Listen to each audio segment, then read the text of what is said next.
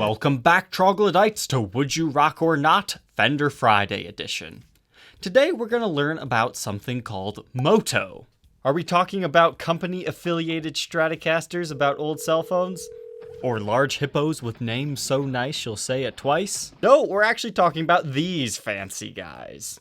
So Moto is short for Mother of Toilet Seat, which is a term used to describe a pearloid material. This nickname comes from the mid-20th century when having a fancy toilet seat was a thing. I mean, look at these things. Fender, still wanting to use this humorous nickname, decided to shorten it down because, well, it markets better. So they use the Moto terminology on things like picks, pick guards, guitar finishes, amps, cases, and it's never something I even picked up on before today. They've used this finish on Stratocasters and Telecasters. Who doesn't want the toilet telly, right?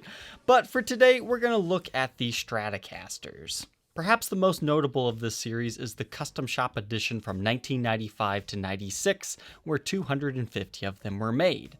These are referred to as the Moto Set Stratocaster. Now they call it the Set Strat because you get a Stratocaster, you get a case, and you get an amp, all with the same matching pearloid look. Let's go ahead and take a look at this instrument. This is an idea that I personally wouldn't think sounds good, but once you imagine it in a fancy setting, I think you can see how these things come to life.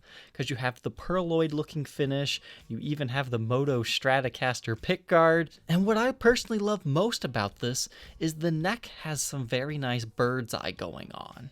On top of that, you have a very nice Fender Stratocaster logo.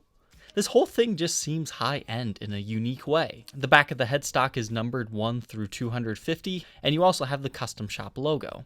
Many stories online say that these look even better in person than they do in photos. And the cases that came with these, they are super heavy-duty. And the amps have the covering all around them. But besides the mid-90s runs, there's been a few other ones as well. You've got a green-colored finish on this one. And it always seems that they like to pair these with bird's eye necks, and I just love it. These things are just so fancy looking. This particular one is from a small run in 1999, and it doesn't even appear that it was ever even played. This one even has pearl tips on the tuners, which is a nice touch. And here's another cool limited edition one that's kind of in an aquamarine turquoise color. I think my favorite thing about this one, besides the whole finish thing, is the inlays on the fretboard also match the finish.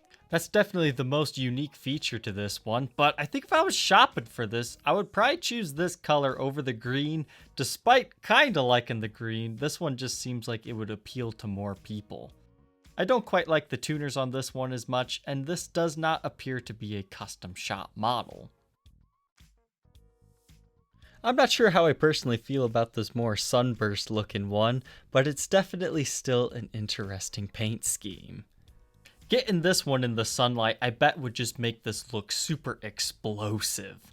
It almost kind of has like a quilted maple effect to it. I'm not as big of a fan of the bird's eye on this particular neck, though. But was Fender the first one to do this type of finish? No, this actually comes back from the 40s and 50s. Magnatone did something very similar to this on lap steels and other instruments and amplifiers. But that's not necessarily saying they're first. I don't really have the answer for that. As far as in the Gibson world goes, I know there's a model called the Century of Progress, which was released in 1933, that had a pearloid headstock and fretboard. Other companies such as Supro and Gretsch have also done similar things. So it was kind of a borrowed design that worked pretty well in my opinion. So how much will one of these set you back? It seems asking prices are all over the place, most of them in the $10,000 range. The Vintage Guitar Price Guide puts them between $39,000 to $52,000 for the Moto Set Stratocaster. So now that we know that these things exist, let's go ahead and hear a brief sound demo.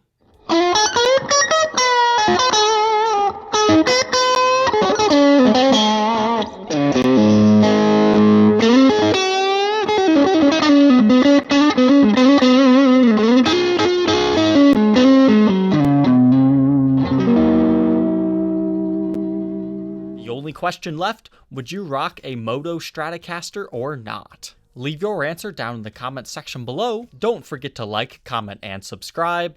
And we will see you tomorrow on the next episode. Take care.